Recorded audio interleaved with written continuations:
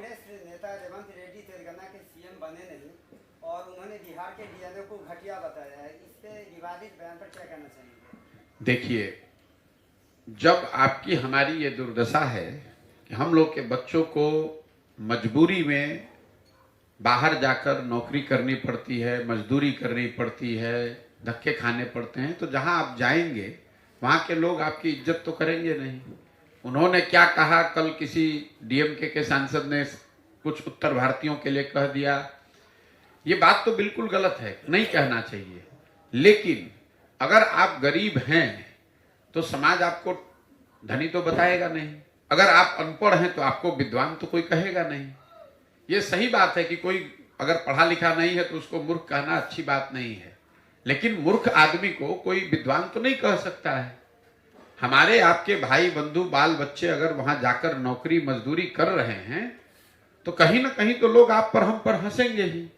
तो अपनी कमी उन्होंने कहा, उसका पूरी तरीके से उसका क्रिटिसिज्म होना चाहिए, लेकिन साथ साथ में हमको आपको अपना भी अवलोकन करना चाहिए कि अगर हम लोग अपने बच्चों को यही पढ़ा पाते, उनको यही रोजगार मिलता, तो कोई रेवंत रेड्डी की कहां हिम्मत पड़ती कि वो आकर यहां कुछ कर पाए।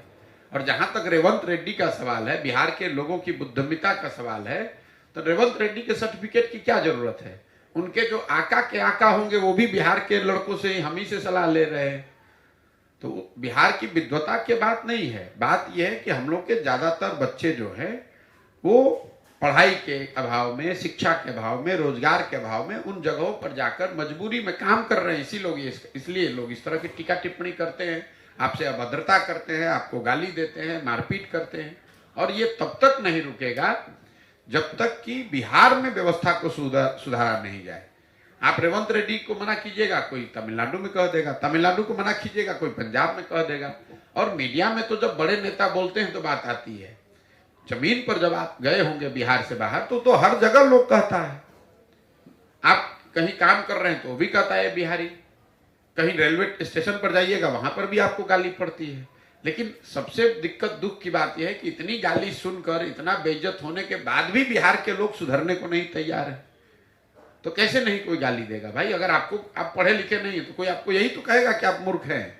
तो ये आपकी भी तो जिम्मेवारी है कि आप उसको बताइए कि आप मूर्ख नहीं हैं, आप पढ़े लिखे हैं, आप अपने बच्चों को पढ़ाइए।